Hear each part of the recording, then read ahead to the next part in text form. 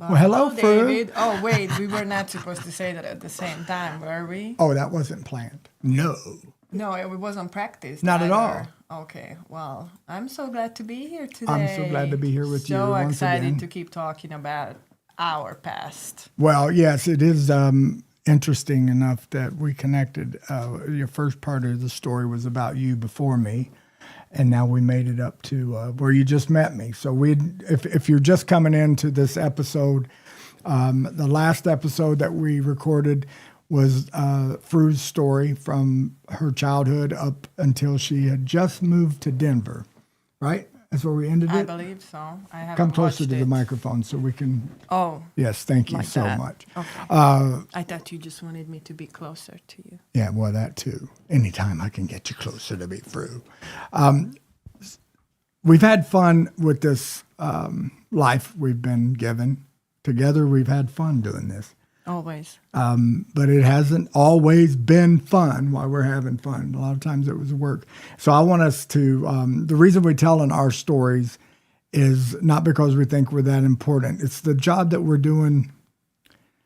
People can see us at what we're doing and not relate to us anymore because they don't know our past, how we got to where we're going. So that's what we're focusing on, is to let you guys get to know us. Those of you that haven't, doesn't know where we came from. There's a lot of followers that followed us from the time that we met. We got a pretty good following from Denver, Colorado when we first met. I've always been recording live.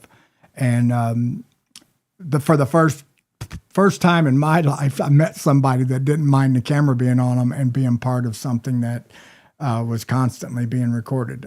She didn't like it all the time, but she was also not against it happening. So from the very beginning, we had in tune and off the cuff. You had mentioned that in my interview, and I was kind of shocked I'd forgotten about it, that I had mentioned we were going to have a podcast from the very first time we met. Yeah, in the hospital room. Yeah. And I was like, who are you again? Okay, well, sure. Let's do a podcast. She was up for it. And so I was like, what's a podcast? She's still kind of like that sometimes. Anyway, let's get back to you. When you first moved to Denver, this is where we stopped. So you went through a pretty big emotional trauma, right? Right before, a couple years before you left. Like we calculated that it was actually 4 years after that. Yes. So you came to... So 4 years after that trauma, I made it to the United States in mysterious ways. And you showed up in Denver as the first place I you showed lived, up in right? Denver, Colorado, and that felt very strange, of course, culturally, very different than Hungary. You knew some English because you had taken it in school, but practicing English has been my favorite language always, but I wasn't really fluent, so... Didn't practice it all the time. Well, it was hard to practice. Well, first of all, when you study English in Europe, you're going to get British English. That's number one thing. So you talk like this? Well, sorry, you're that's gonna, the worst you're British gonna, accent You're I've ever going heard. to learn different words mainly. Right, I guess that's right. the problem. And then also the problem is that you're going to speak proper. And if you do that in real life, people are going to be like, come again? Yeah. You know, like the proper doesn't really So work. you I got to don't know America why, but- and your English was minimal, but you knew some of it. Did you start school right away? Yeah, so like by the time my first husband and I got to the United States, my mother, who lived in Denver, Colorado, she's arranged everything for us, God bless her, from like living spaces, you know, like a driver with a car, you know, because I mean, neither one of us had our driver's licenses. Oh, wow. So that, and then she also arranged, she was taking English classes, so she also arranged that we would go and take these intensive English classes, because that school was like an international business school also, so they were not only teaching English but as a second language, but they were also recruiting people from there regularly, you know, like companies who were looking for immigrants, you know, to work for them, basically. They would go to the school and they would recruit from over there. So she was really excited for us to get to that level where we also worked with her. She had a company, but we wanted to get, like we wanted to stand on our own feet. Right. That was everybody's goal. So everybody was quite excited about the English school. It was intensive. So we were doing it from, 8 to 2 p.m. every day, 4 or 5 times a week. I don't remember. No wonder you correct me all the time. Yeah, and then what was funny is that because we had no social life or whatever, I literally just went home after that, and I kept reading English books and using the dictionary and writing out every single word that I didn't understand, and so increasing my vocabulary. And the only thing that I didn't do as intensely as I wish I did was practicing the language. Right. So like practice.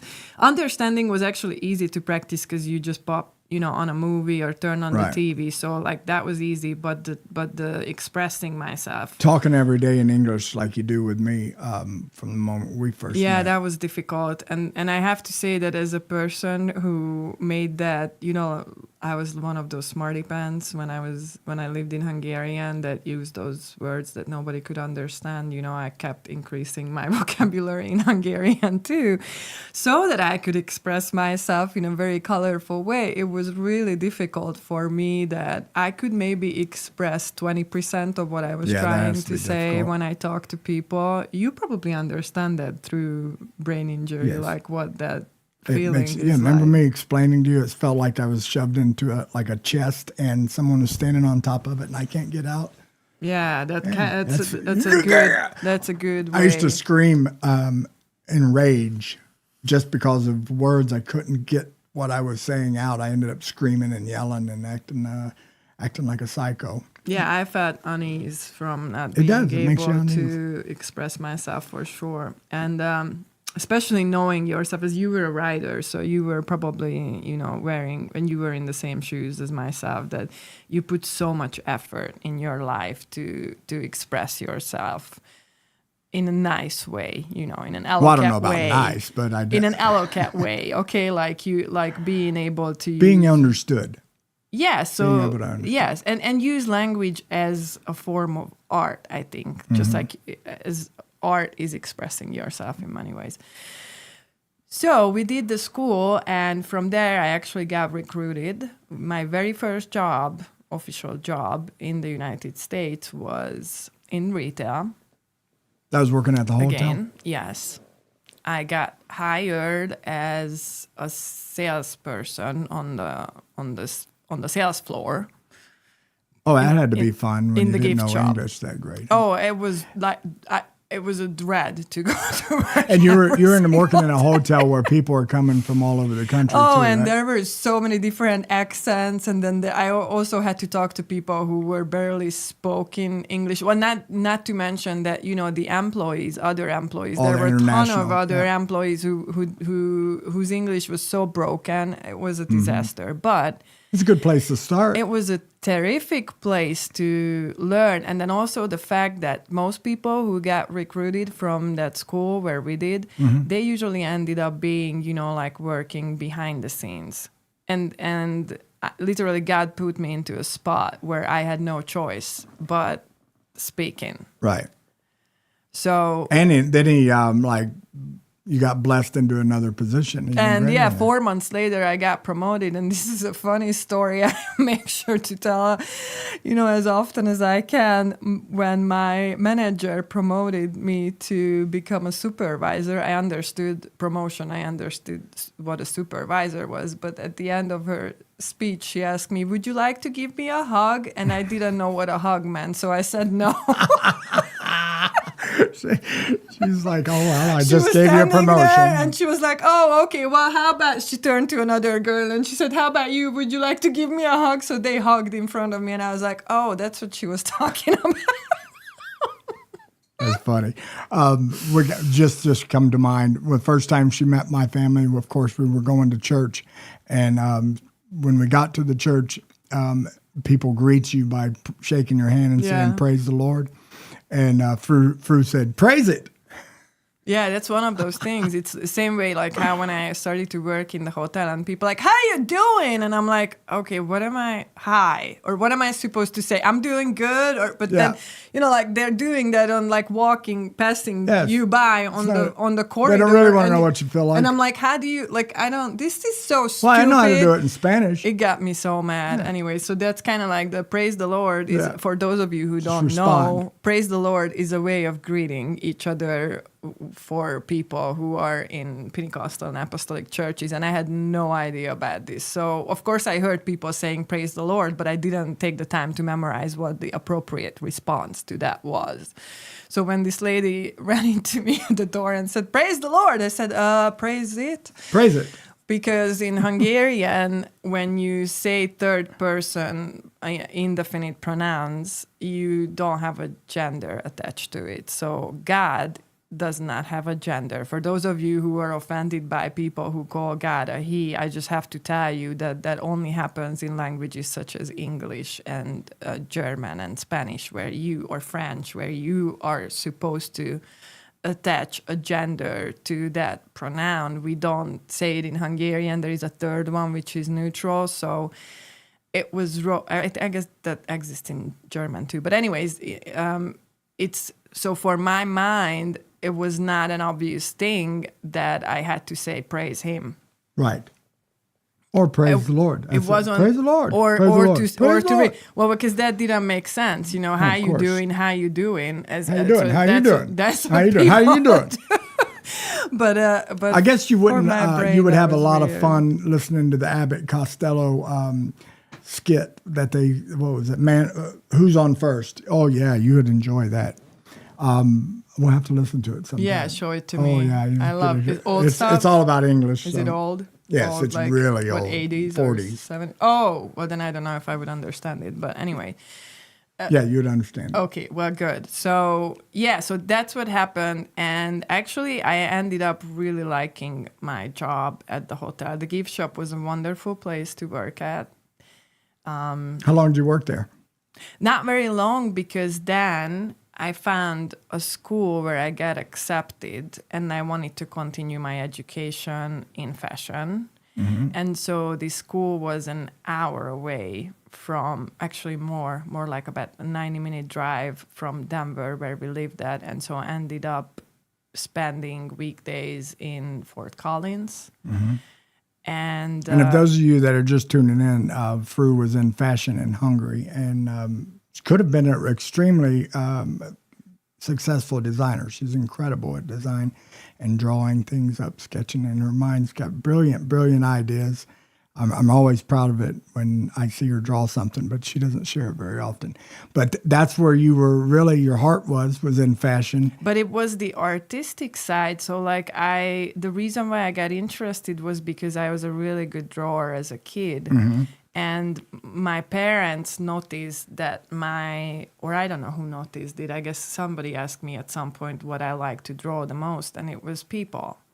Mm-hmm. And then I also like clothes, and I was interested in sewing and knitting and all that kind of stuff. So it was a natural path mm-hmm. that was kind of like selected to me that, a fashion designer, draws people. It's actually an illustrator, as I figured out later. It's a fashion illustrator. So this is where the confusion started, and then also kind of like not my passion for fashion, but kind of like my passion for the industry. As I started to learn about the industry in particular, the fashion industry is a huge industry, and it's very, now technology changes everything. Yeah. So because it's way different now than it was then. Even. Yes, and when I learned fashion in Hungary, I learned tailoring, I learned hand sewing, like I learned machine sewing too, but I was taught that you cannot be a good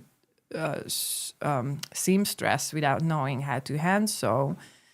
So there was in the school where I was in Hungary, that's the equal amount of time put into both. And so I imagined from that understanding that this is how learning fashion was going to be moving on. But then I came to this school in the United States.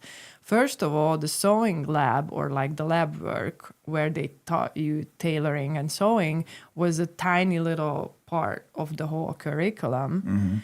And the curriculum was really focusing on like merchandising and all that. I mean, I worked in retail, so I knew a lot about retail, and I also knew that I didn't want to continue working in retail for the rest of my life. Okay. And so understanding the industry made me realize that that artistic side where we make clothes by hand and, you know, not the ready to wear, what they call it, but like It was dying.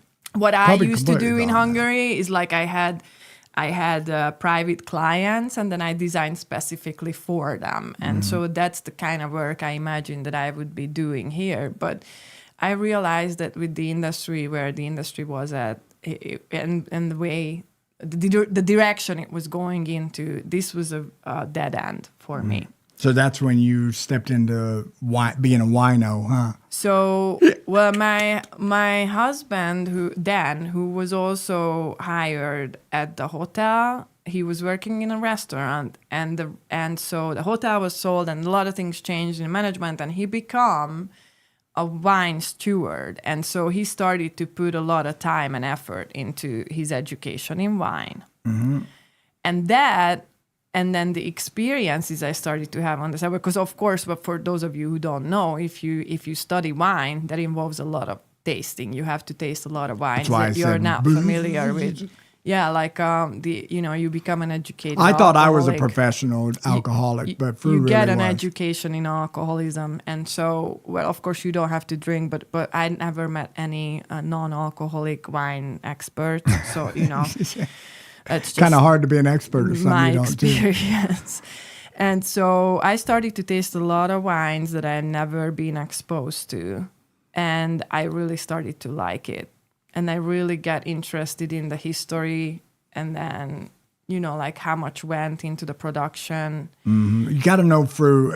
To know Fru is to know that she's going to dig into the bottom of everything that she's involved in. Like go back to the creation and find out why this and why that. We touched on that a little bit of your childhood. You asked why about everything. Exactly. But that's exactly who she is, and every part of her personality is that way. So you can't avoid that if you get with Fru. So then you started being interested in wine, and you became actually successful with your wine career. I watched Fru during 2020 make over $75 an hour teaching personal folks wine over Zoom calls. It was amazing watching what she did with wine. It's a really interesting it's an interesting part of life that a lot of people don't know anything about. And Fru, of course, nerded out on where the wine came from, what the atmosphere was like. I become an weather. educator. That's basically what my passion was in that whole 6 years that I spent in the wine industry. I mean, I like to learn, but that's also when I realized that essentially I really like to teach. Well, the one really interesting part is how once you figured out the biology and you got into school and opened your mind up about science, how that changed your whole look on alcohol. And while you were working in that alcohol industry, you stopped drinking. Yeah, I realized, my health was taking a toll, or this was taking a toll on my health, I should say. And I realized while I was studying about the gut microbiome and general, like root cause healing, well, I guess I shouldn't say healing, but the root cause of disease and that kind of stuff, it made me realize that alcohol was a huge hindrance in me becoming healthier, and I really, really wanted to and needed to become healthier.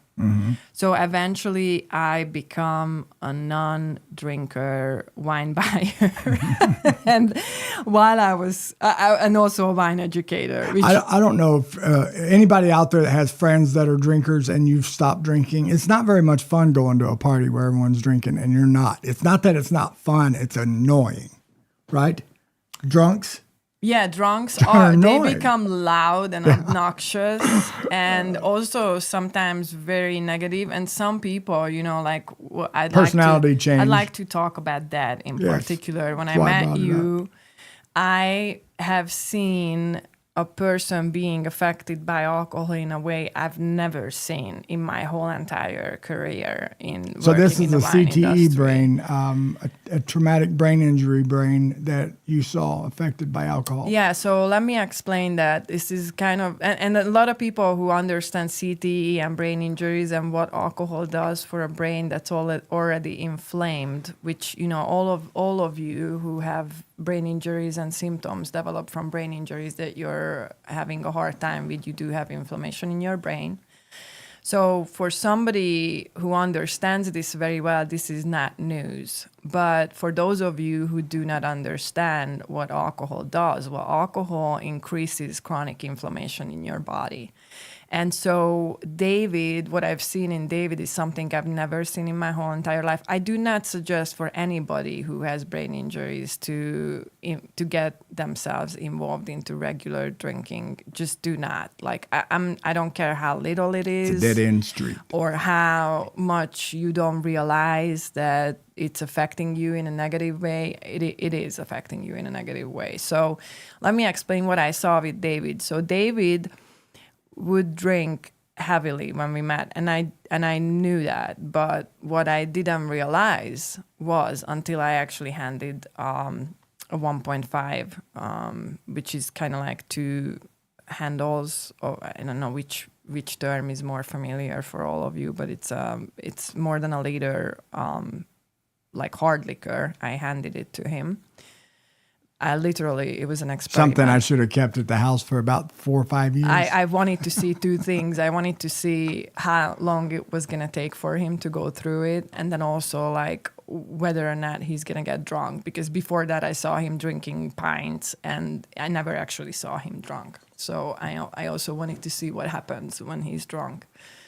And then I also wanted to see how much he needs to drink in order to get drunk. Because when you see that on a person, that tells you how alcoholic they are. So if you're not sure whether or not you're alcoholic, because that's the other thing, you know, like there are functioning alcoholics. Like I don't want to point fingers, but I did know somebody from my previous life from my past, who would go to work completely normal, come home and drink, and you wouldn't seem very drunk, and then would go back to work. And on the days when they were off from work, they would start drinking around 10 a.m. and they would get completely drunk by, 2 p.m.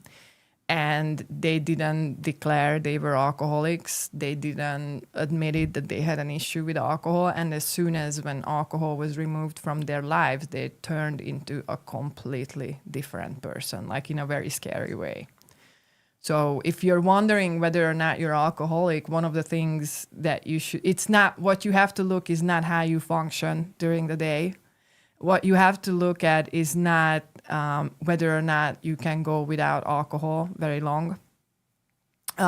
You should not look at how it makes you feel. None of these are going to tell you anything, especially because your evaluation is not proper while you're drinking. And the funny thing that people don't realize is that if you drink on a regular basis, then actually your way of evaluating things is kind of tainted 24/7.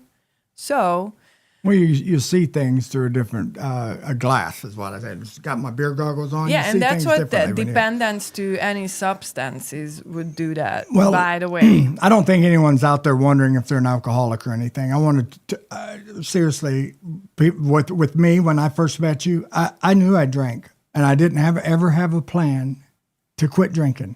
Like you were the gift. but that's You the were the other gift to thing. me that helped me to quit drinking. Well, so let me tell you what happened when I handed you that 1.5. So first of all, you drank about 75% of the whole bottle by the afternoon. I gave it to you in the morning, and by the afternoon you drank the whole thing, and you were drunk. But you needed a lot of alcohol in order to get drunk. So I had years of experience. first behind sign my belt. of heavy dependence. And then the other thing that happened, and I didn't realize this until we get to that amount, was that you went through of every single emotion in like about a 20-minute cycle, and then that cycle would just keep repeat itself. So you would go from happy to angry to depressed to then It's a roller coaster with me. completely withdrawn, and then you would start the whole thing over. And so Fun. Does it sound like fun, everyone? so I had no idea that I could live sober either, Fru.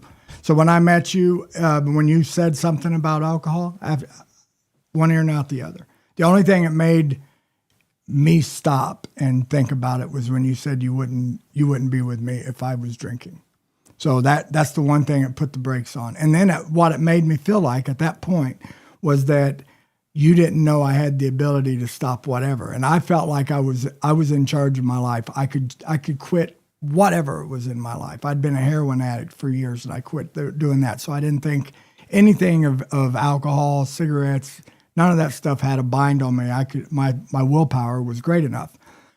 Then once you came along and you said that to me, it made me put that into check. what did I say exactly? You said then? you wouldn't sign your name next to me anywhere. Because I'm not really the believer of telling people how to live their lives or how to get rid of addictions or whether or not to get rid of She just said she addictions, wouldn't be next to me and whether or be a not part of my they're life. with that. addicted. But there is a specific moment that happened with you before I told you that, which was that I explained to you, I sat down with you after this 1.5 and I explained to you that like all the inflammation that's in your body that's causing you the arthritis and all other issues. Of course, I didn't know about the inflamed brain at that point, but all the arthritis and all the other like pain, like random, like phantom pains in your body are most likely are happening due to chronic inflammation. And so you, with alcohol, it's kind of like I was feeding it. You are putting, like you're pouring oil on the fire. That's what it looks like. And so after I explained it to you, you seemed to understand it and you said, oh, okay, well, I will cut back on alcohol. And so what happened was that one day I went to work and a friend called me and he said, hey, did you talk to David? And I said, no, I'm at work. Like, I don't, like, why? And he says, well, you need to go on Facebook and look at this live video that he put out today. And I went on Facebook, and of course I didn't know. I was like, oh my goodness. Well, I know, you hadn't seen that side of me, had you? You could. Where I was well, negative. not that's okay. So, but first of all, what was that side? Like I knew David had no filter, so I thought that he maybe said something, that made me look bad or something like that. So I went in there with like a pretty lighthearted way, thinking that okay, well, I'm gonna see something inappropriate. I'm so used to that already. So let's see what's going on. And his live video started with him completely drunk, which I mean.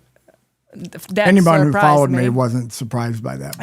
It surprised me because, of course, we just had this conversation, and so it's been like a week later or whatever, and he's telling me that he's gonna put a break on the alcohol consumption. And this is like, and also on the live video you could see that this was like 10 a.m.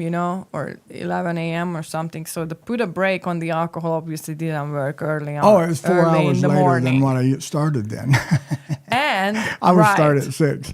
Right, and so I was just negative, nothing. and my whole life was just. The video started with you saying, "I hate my life," and I'm like, "Oh wow, well, that's beautiful. Let me listen to a little more of this." And so basically, it was just like a really, and this is why I talk to other people. Sometimes they said that they needed to stop following you. This is why they needed to stop following you. It's not that you offended them or whatever. It's hard to see it, but it's like. you were negative, you were drunk, and so, what's in it for me? And so, Right. like, when I watched that video, I was like, okay, so he's negative, he's drunk, and he's telling me that his life is miserable. So, and I'm part of his life. So, like, why am I part of his life then? I mean, it's not like this is making my life any better.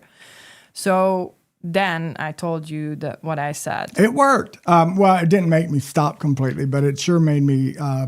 It sure made me think about it. I liked having Fru around. She was, for the first time, I had somebody that was really doing her best to understand me. She enjoyed my company. She was laughed at my jokes. I was burnt out when I met you, with people, with life. So that's what. I filmed everything. It wasn't a surprise or something new that I was on live video filming this part of my life. I had done this, but what she didn't know was prior to meeting her, just 3-4 months before meeting her, I'd just gotten my first apartment in 3 years. Just had my first place to live. I had been living in a hotel or in my car.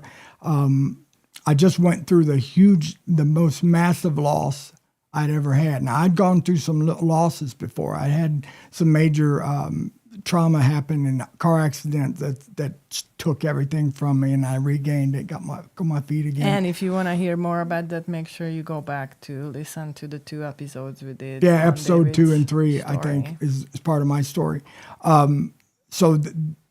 This wasn't something new to anyone but Fru. Fru didn't see this side. You might have told me that but she you drew were a line. homeless. You drew a line. But I didn't know what made you homeless. Right. But that video right there, I was like, okay, so this explains everything in terms of like why. Well, I want to make sure whoever's listening understands this.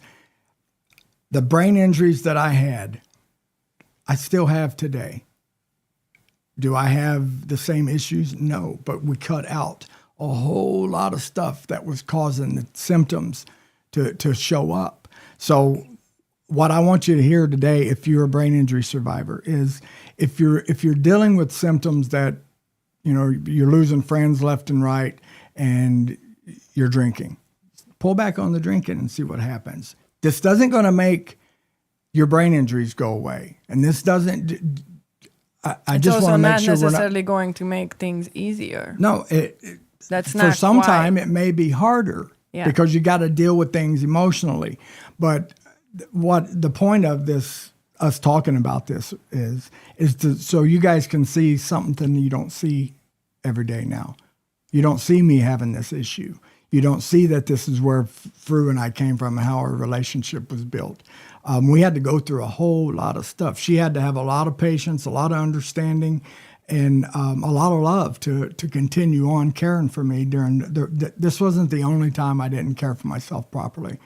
There was a whole lot of things that Fru had to realize going on from this point. But I think I just don't want to spend a whole lot of time. We got to go back, and we kind of skipped the part here just to talk about this alcohol issue, but we got to go back to the point where I was working in the wine industry. Mm-hmm. And so I realized that my health suffers from drinking, and I quit drinking.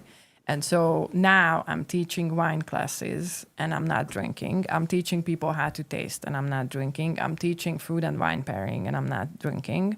And the whole thing just is becoming more and more uncomfortable. And then on top of that, I started this protocol, which was completely closing the GAPS protocol, drinking out and changing like how I eat and everything. So now I'm just becoming a complete outsider compared to the industry where I work at. And so I have to make some radical decisions in terms of what I'm going to do, because I understood that I cannot keep teaching people how good drinking is when I already realized that that's not true. How bad it is for you.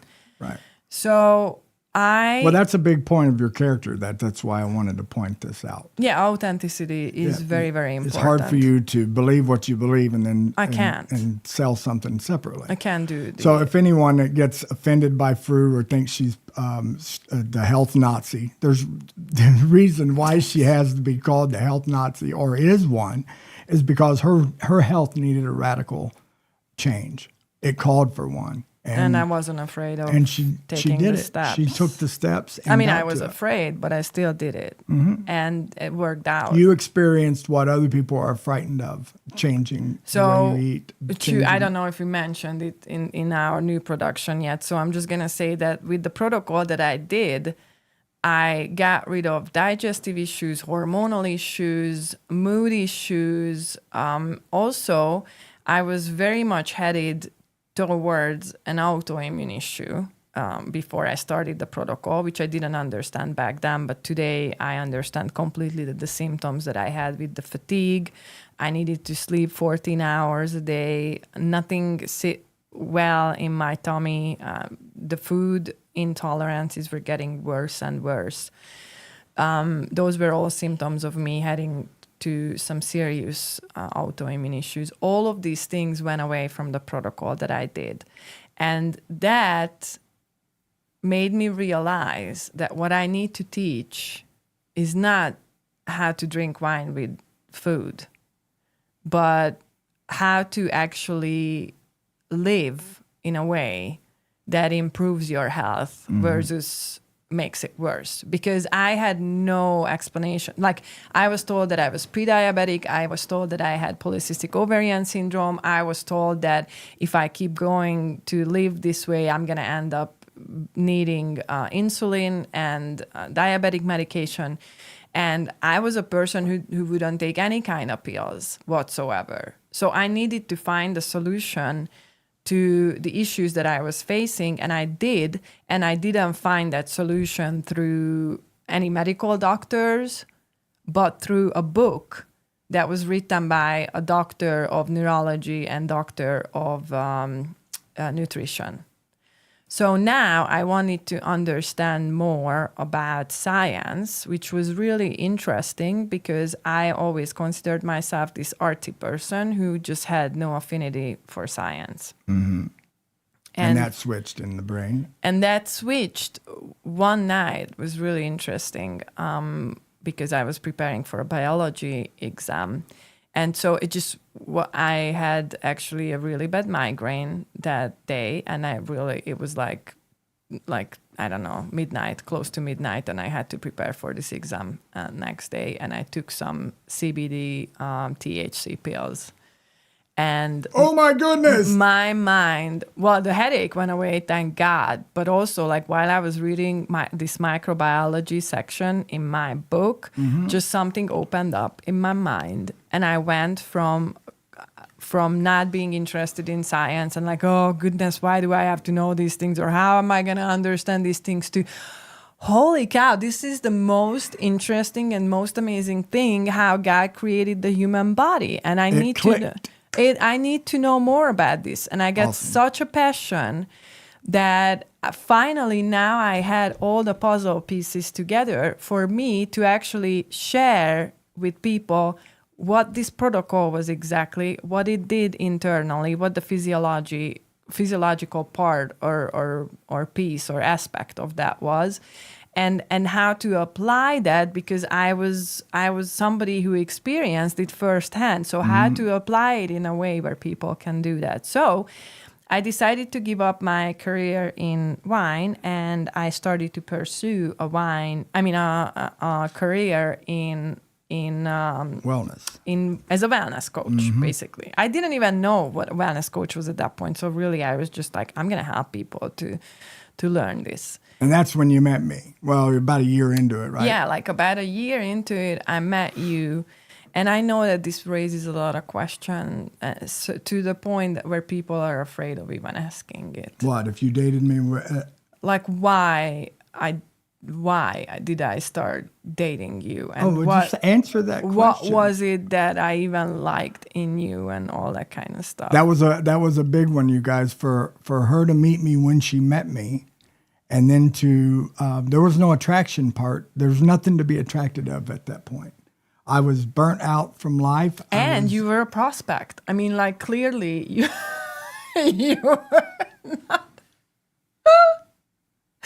You know what I'm saying? Oh, a client? Yeah, a prospect, not a client. Well, I never let myself be a client. But I fixed that right away. And it wasn't because I thought we would go out at some point. Who cares what other people think? That wasn't something that you and I first of all, didn't ever become your client, first of all. Right. Second of all, you were giving to me out of kindness as a friend and helping me for however long it took before our life switched and we moved to Indiana. Now, she doesn't know at this point how much memory I have. She doesn't know at this point. Like I'm rattling off information like crazy. I got all that stuff video coverage. You and I our first 6 months to a year, everything was recorded. What I didn't record video, I recorded on audio. So at some point, everyone's questions will be answered. They don't have to know it right now, but you didn't step out of bounds as a wellness coach. No, that's not what I mean. I just mean like, people. Okay, so this was 2 years after my divorce, and I've only been married once before I met David. So this was 2 years after my divorce, and I was in a really low place. But I don't want to get you guys confused, because there is one thing that people assume. I'm a trauma survivor, and David survived many traumas.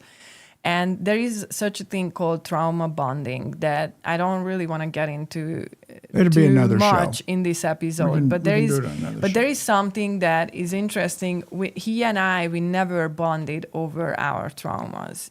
People bond over their traumas where it goes like, I had this trauma. Yes, I had it too. Yes, that's, oh my goodness, you understand where illness. I come from, or an illness. And we really never had those conversations. This was completely directed by night God. And day. We were completely from the different. very beginning. To me, I mean, I'll be honest, I don't, David is a very interesting person, but I had no interest in developing a friendship with him even at the beginning. He was okay. So how it happened, how I knew of him was that I had a friend who was doing my social media marketing at that point, and she did a campaign on prospecting new clients, and especially we were focusing on mental health.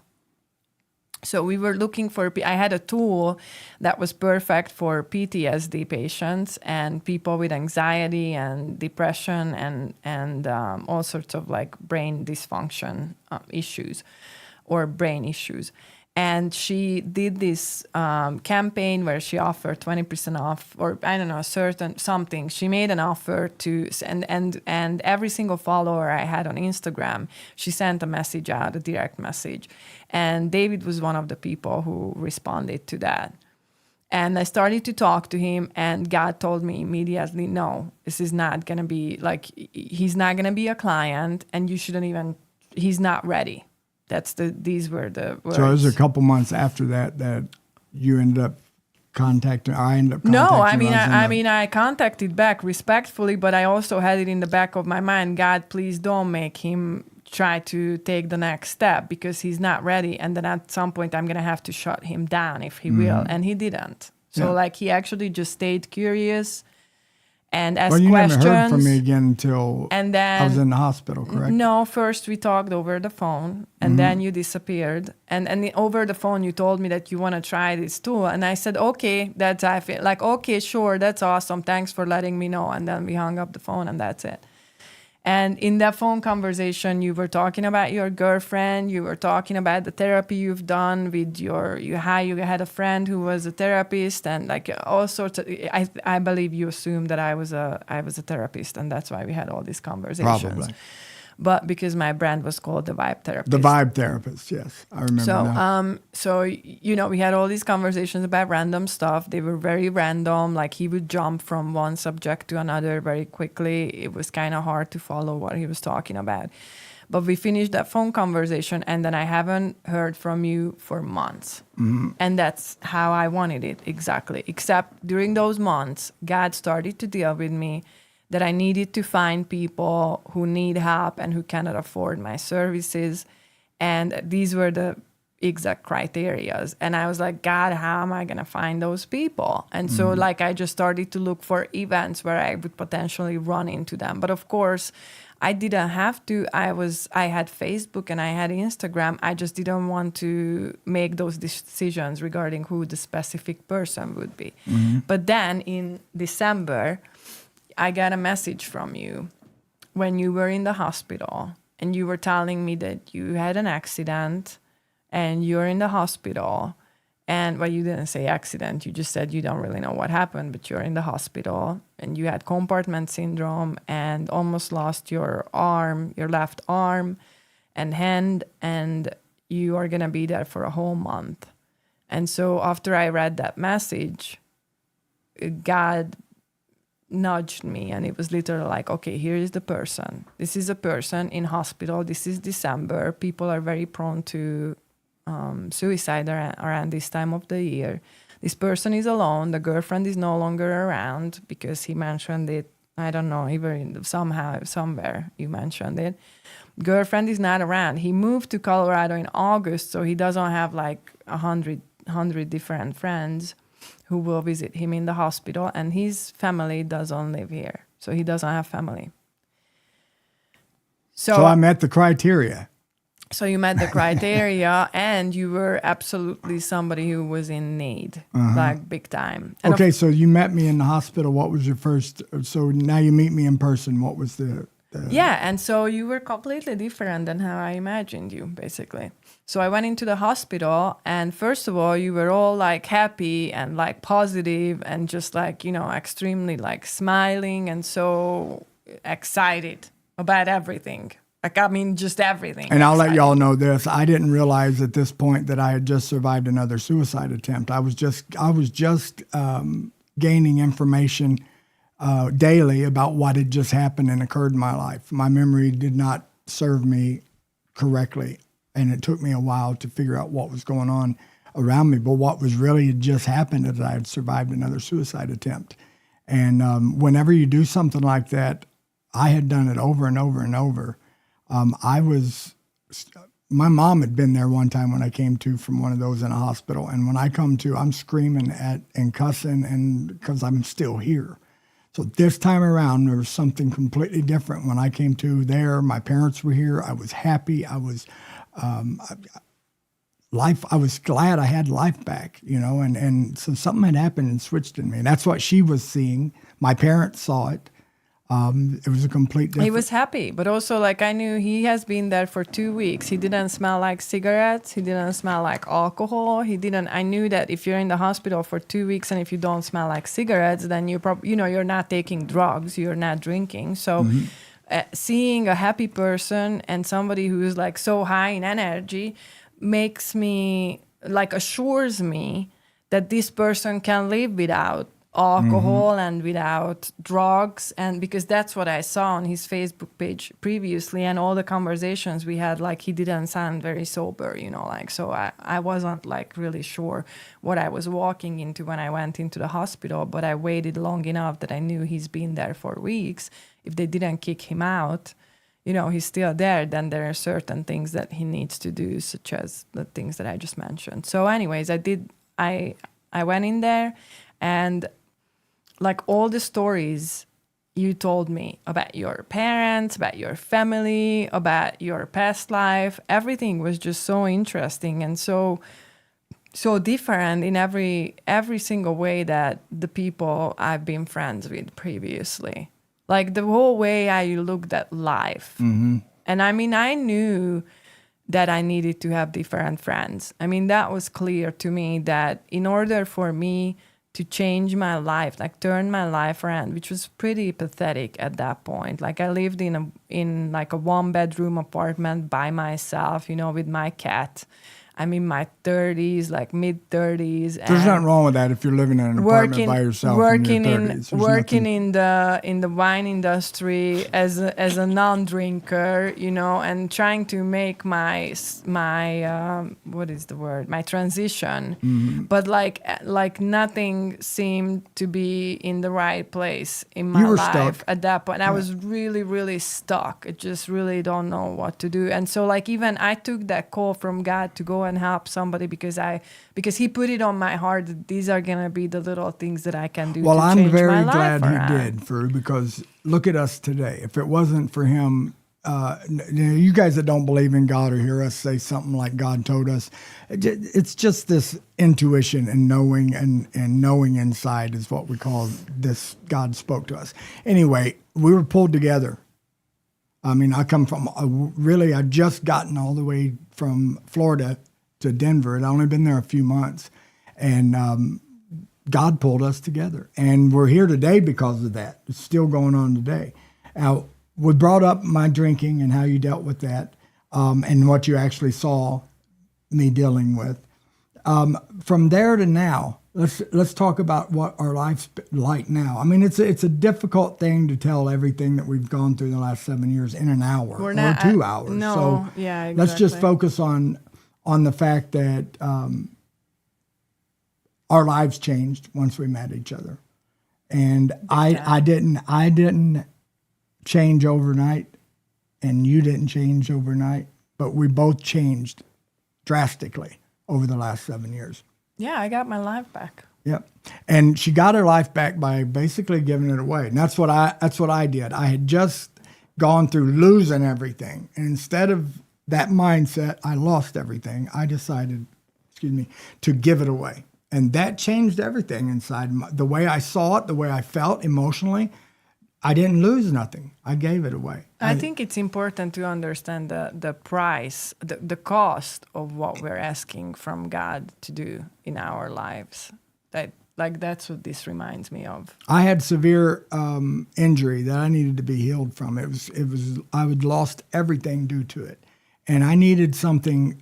Sometimes that's the cost. Yeah, I needed something that was miraculous to change my life. And God did that. And he did it, brought it to me wrapped up in a Hungarian woman named Fru. And when she said something about my alcohol, I wouldn't quit drinking. I wouldn't quit doing drugs.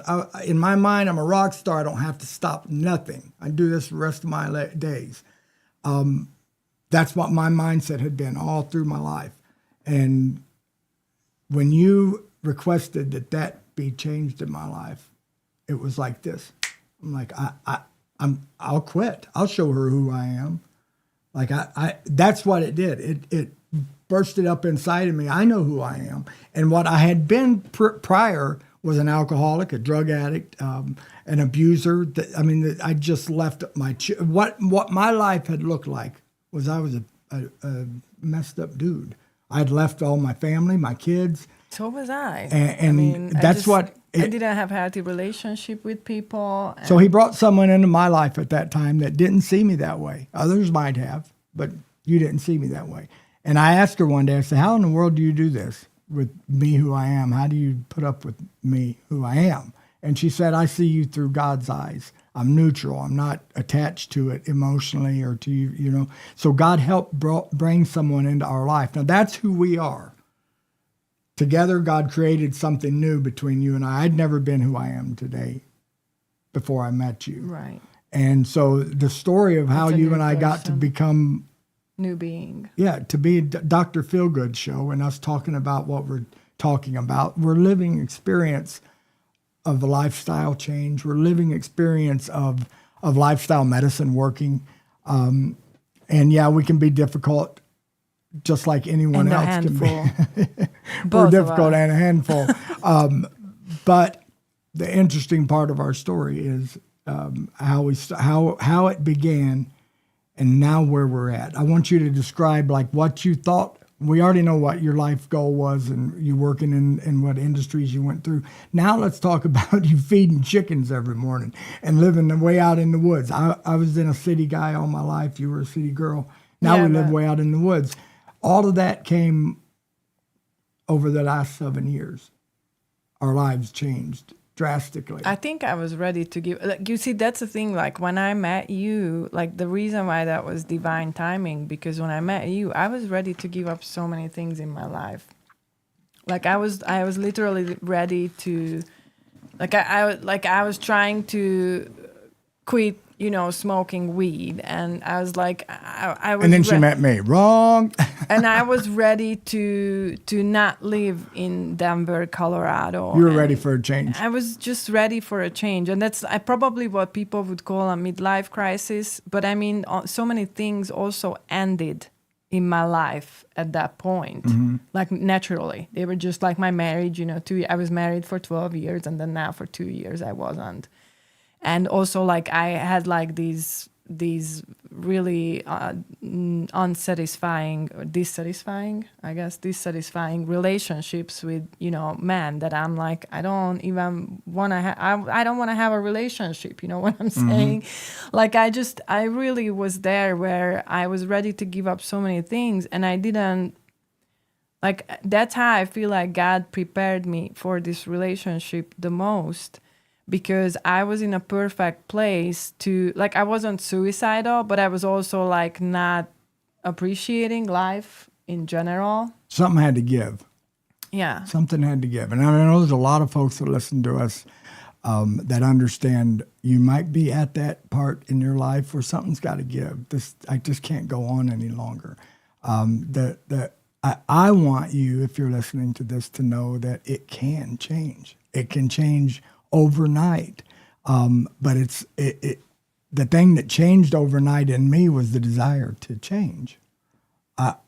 I was ready, just like you saying right now, what you're saying, you're ready for a change. So you gotta meet that, like, I guess if you're out there and looking for a partner, you have to know that probably the most important thing, and not the thing that you're focusing the most, is that you have to meet a person who's exactly in the same place in their life where you are at right now. And I know that that's hard to evaluate because it's not something that you can necessarily put into words, but you feel it. Yeah, God meets you where you are. So, religion meets you when you're all fixed up. God meets you where you're at. Right. And so if you just open your mind and your heart up to something can happen, and it just might be you're walking into the gas station and you meet somebody at the gas station. It can happen anywhere if your heart and your mind's opened up to that. But if your heart and mind are set at life stinks, I can't go on, I'm this old and this is what life calls for, and then that's what you're going to get. But the very thing that caused that change I gave up. I quit. I tried to take my own life. When I came to, I didn't remember I had done that. So like the difference in me and a lot of folks is the memory issue, but that memory issue is what helped me to change.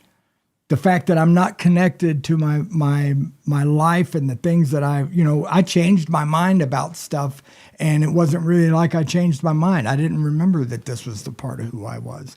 So that is what I want to focus on about you and I, and how we can help other folks, is that change. You have to be willing to forget.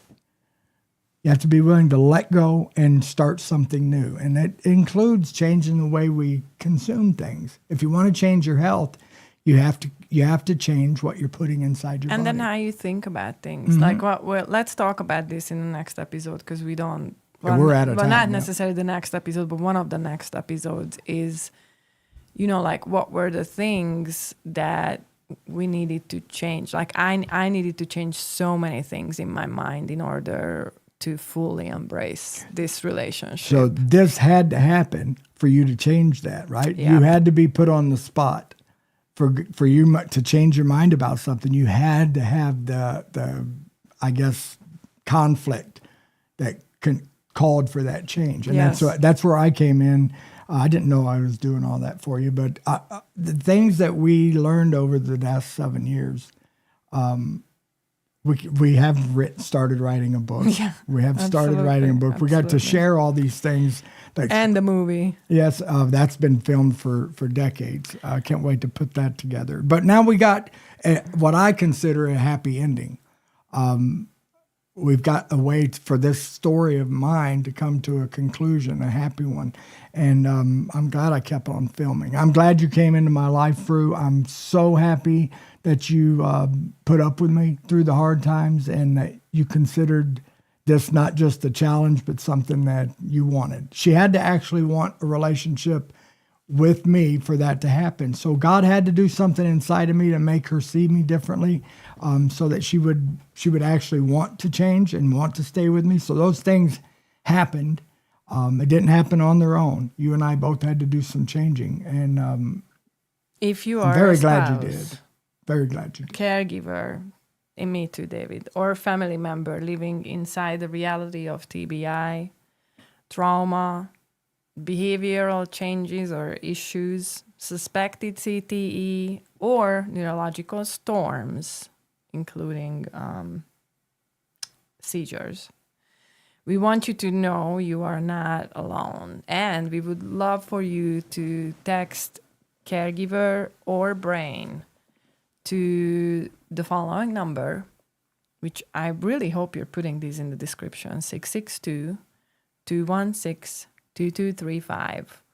And we'll help connecting you with education, encouragement, and resources to begin understanding what may be happening beneath the behavioral changes or issues. Well, I'm glad we went through what we went through. We're still going through stuff, folks. Correct. It's not over. It's not. Our story it's a daily hasn't challenge. ended. It's a daily challenge. But we really appreciate you joining us and listening to our story. As you can hear and tell, we have a lot more to share about us and about TBI and trauma and what it is like to live with those things and what it is like to have a relationship that includes those things on a daily basis. And we understand that this episode is deeply personal, just like the previous one was. But we believe that it matters because there are other people out there who are experiencing these things and they might have not put them into words yet. You might have been noticing that things are off, but you might have not known why they are and why you feel the way how you feel.